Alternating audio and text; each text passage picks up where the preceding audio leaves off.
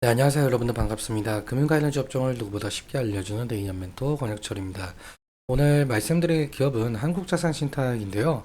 한국자산신탁은 여러분들 아시다시피 부동산 신탁 회사이죠. 그래서 오늘 말씀드릴 내용은 이 부동산 PF 관련 이슈인데요. 지금 정부, 그러니까 이 금융당국에서는 부동산 PF를 정상화시키기 위해서 지속적으로 정책을 좀 내고 있는 상황입니다. 이 부분에 관련한 것 같이 한번 확인해 보면서 천천히 얘기 나눠보도록 할 텐데요. 먼저 시작하기 전에 저희 데이업 채널에 오시면은 모든 종목들을 커버해 드리고 있으니까 찾아와 주시면 정말 감사하겠고, 제 영상도 끝까지 지켜봐 주시면서 댓글로 궁금하신 것들 남겨주시면은 다음 영상에서 말씀을 드리도록 할게요. 그러면 한국자산신탁 바로 보도록 하겠습니다. 일단 한국자산신탁은 여러분들도 아시다시피 부동산 자산을 목적물로 하는 신탁을 주 업무로 하는 금융회사이죠. 부동산 신탁 종류에는 토지신탁과 관리신탁, 처분신탁, 담보신탁, 분양관리신탁이 있는데요. 지금 매출 비중도 사실 토지신탁이 압도적으로 높은 것을 볼 수가 있죠. 이 신탁의 구조부터 먼저 살펴보자면 신탁의 구조 같은 경우는 이런 식으로 좀 형성이 되고 있습니다. 먼저 위탁자가 수탁자에게 재산을 이전을 하면서 신탁을 하게 되고, 수탁자는 신탁 재산을 관리, 운용을 하면서 이익을 수익자에게 전달하는 구조죠. 왜 이렇게 복잡하게 운영을 하느냐라고 해본다면, 이것은 좀 다양한 목적으로 사용이 되고 있는데요. 재산을 증여한다라든가 아니면 투자, 상소, 특정한 목적 등등 신탁은 재산을 관리하고 보호하는데 효과적인 방법이에요. 그리고 신탁의 종류는 여러 가지 말씀을 드렸었는데, 그 중에서 토지 신탁이라는 것이 부동산 PF와 상당히 연관되어 있습니다.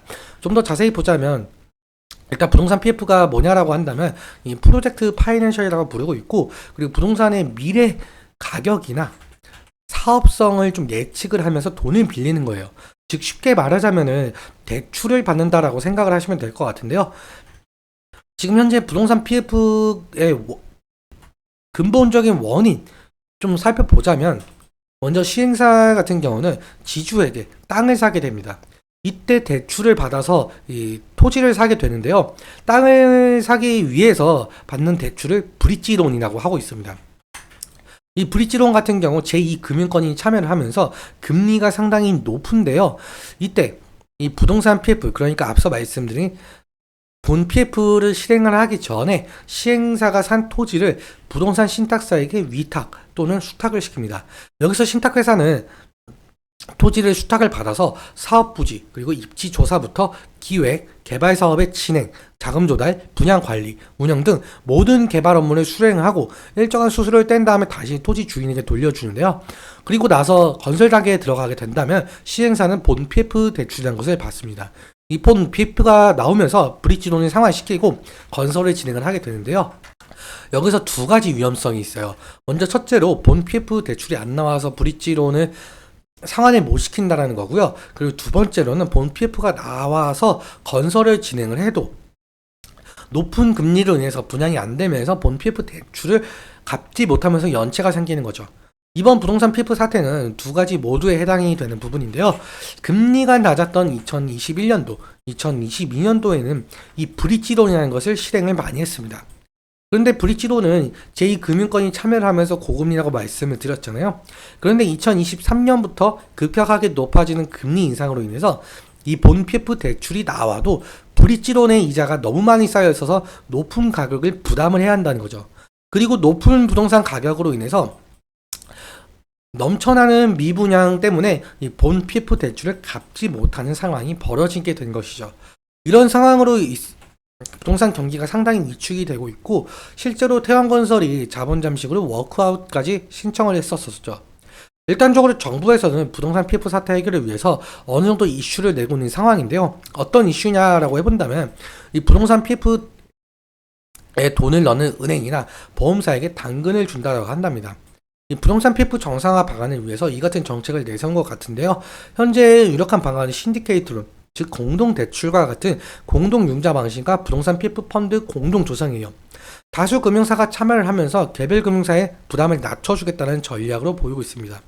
세제 때까지 거론이 되면서 금융사들이 부동산 PF 사업장을 인수하면서 발생하는 이 취득세까지 감면하는 방안까지 고려 중이라고 하는데, 일단적으로 금융당국에서는 부동산 PF 사업장을 3단계에서 4단계로 세분화시킨 이후에 사업성이 부족한 사업장은 과감하게 퇴출시키겠다는 전략을 내세우고 있습니다.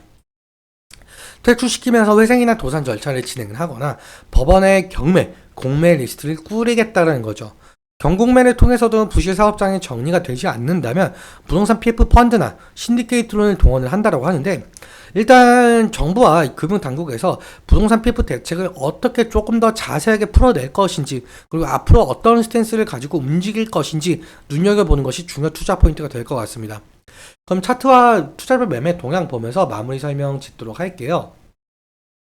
일단 한국자산 신탁의 차트를 보시면 2020년도, 2021년도쯤에는 이때 당시에는 문재인 정권 시절에 부동산 붐이었잖아요. 실제로 부동산 가격이 계속적으로 올라갔던 시기이기도 하고. 그런데 2022년부터 현재까지 뭐 레고랜드 사태라든지 새마을금고 부실로나 뭐 부동산 건설사 PF 문제, 그리고 최종적으로 태형건설 부도까지 뭐 부동산에 대해서 뭐 악재밖에 없었던 걸로 보여지고 있습니다. 이로 인해서 한국자산 신탁의 주가에도 반영이 된 것으로 보이고 있고요. 일단 적으로 지지라인 같은 경우 이 부분은 좀 생각을 할 수가 있을 것 같아요. 지속적으로 지금 하락 추세에 놓여 있고 52주 신저가가 계속적으로 나오고 있는 상황인데, 일단 4월 15일 이때 당시에 아래 꼬리가 달렸던 부분을 좀 지지라인으로 삼아 주시고, 만약에 이탈 시에는 리스크적인 관리는 필요할 것으로 보이고 있죠.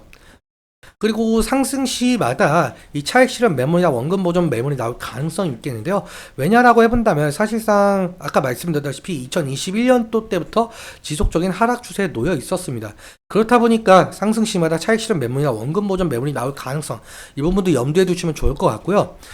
그리고 지금 현재 정부에서 부동산 PF 해결책을 계속적으로 내고 있는 상황이라서, 만약에 이 정책적으로 해결이 된다라고 한다면 한국자산 신탁도 이제는 이 상승 추세로 넘어갈지, 이 부분 좀 지켜봐야 될 것 같습니다. 투자 매매 동향도 함께 보자면은 지금 개인 같은 경우 지금 45만 주 정도 한 달 사이에 매수 중에 있고, 그리고 기관 같은 경우 50만 주 정도 매도 중에 있죠. 한 달 사이에. 지금 기관의 매도세가 상당히 좀 세다 보니까, 만약에 기관에서 이 매도세에서 매수세로 전환을 하게 된다고 한다면 한국자산 신탁의 주가에도 어느 정도 긍정적인 영향을 끼칠 가능성이 있겠죠. 그래서 이 기관의 매수세, 좀 매도세 수급 잘 살펴봐야 된다는 말씀 드리면서 오늘은 여기까지 말씀을 드리도록 하겠습니다.